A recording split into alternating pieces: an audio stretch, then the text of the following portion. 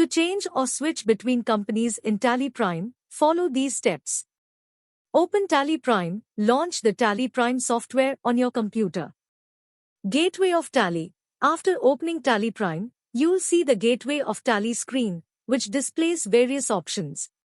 Select Company. In the Gateway of Tally screen, look for the Select Company option. You can navigate to this option using the arrow keys on your keyboard or by clicking on it. Company List. Upon selecting Select Company, you'll see a list of available companies that you have created or opened before.